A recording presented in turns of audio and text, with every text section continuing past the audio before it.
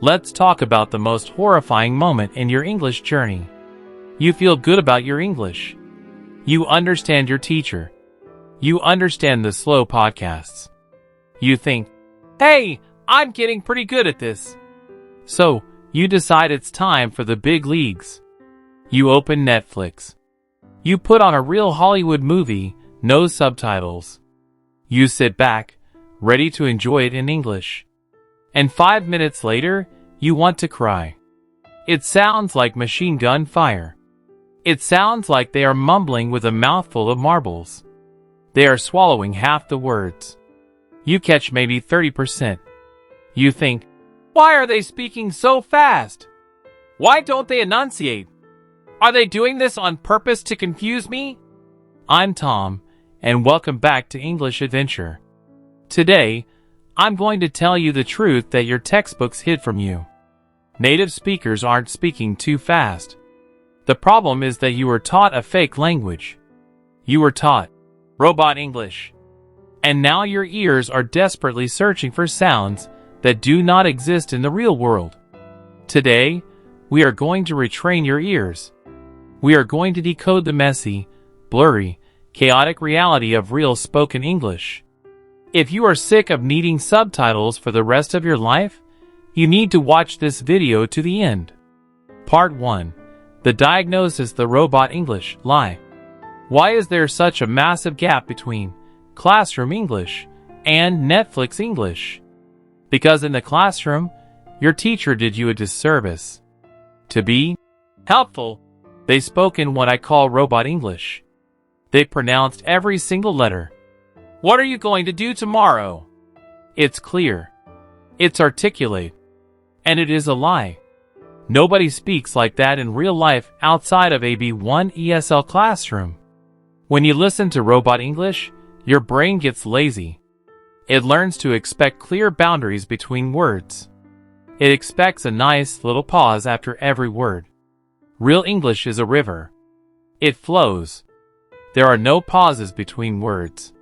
The sounds crash into each other, melt together, and change shape. When a native speaker says that sentence, it sounds like this. Watch a ganado tomorrow?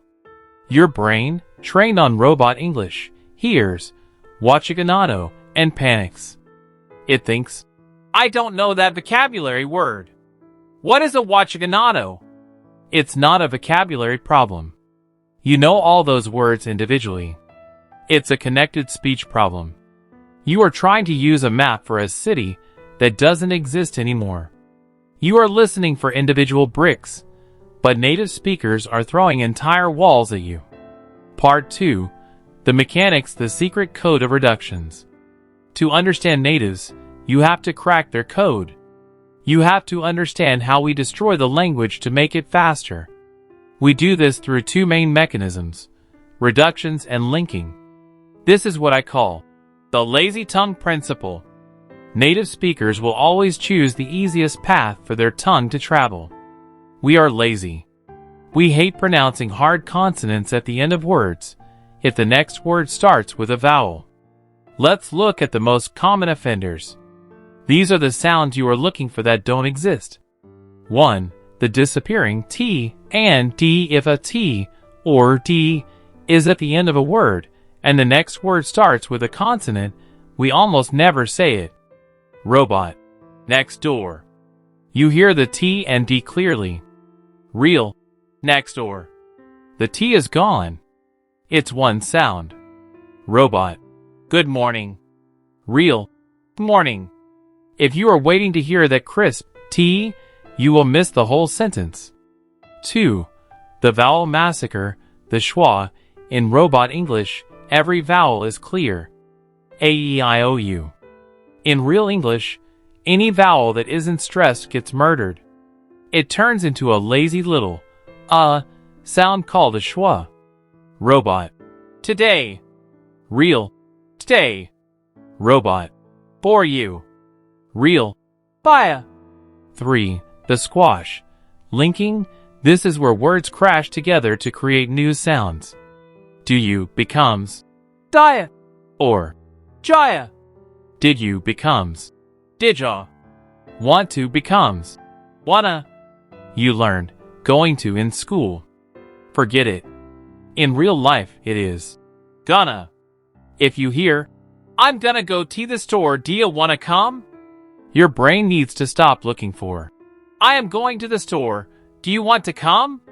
You have to stop listening for the words you read and start listening for the sounds you actually hear.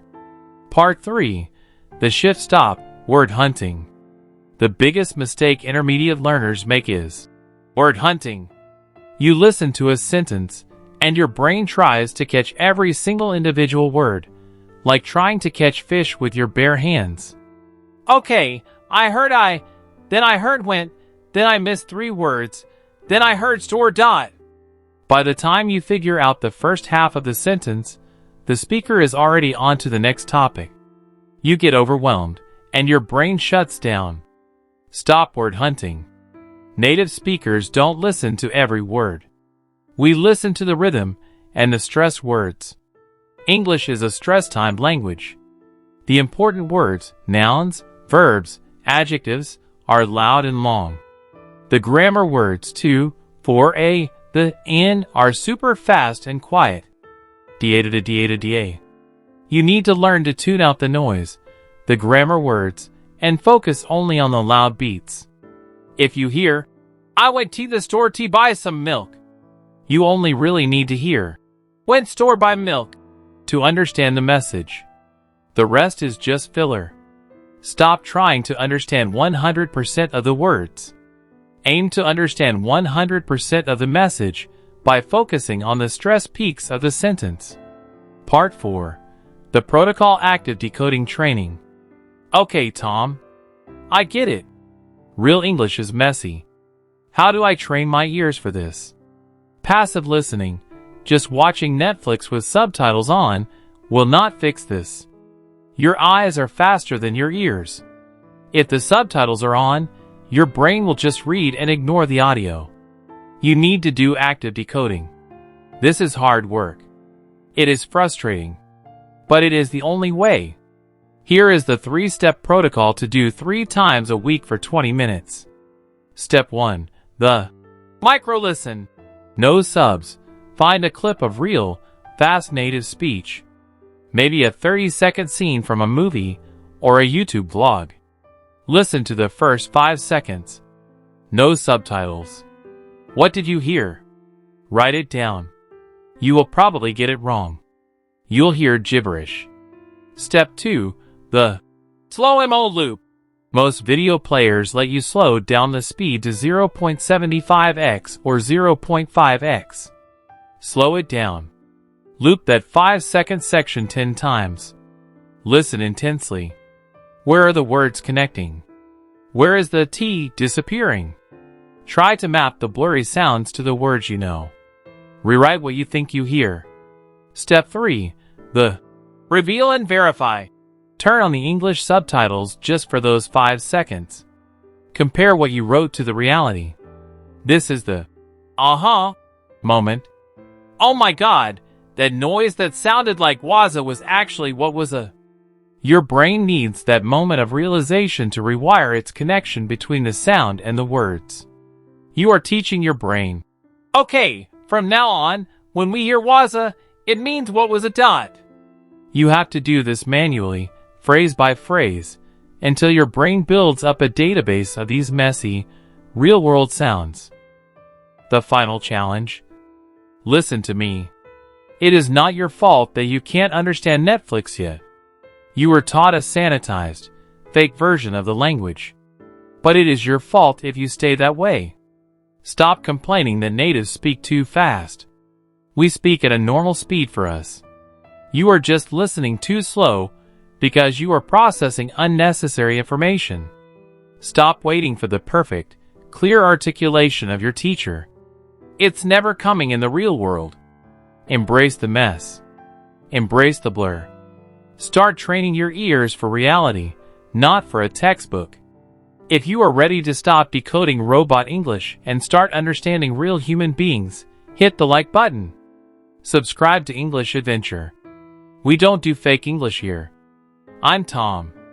Open your ears.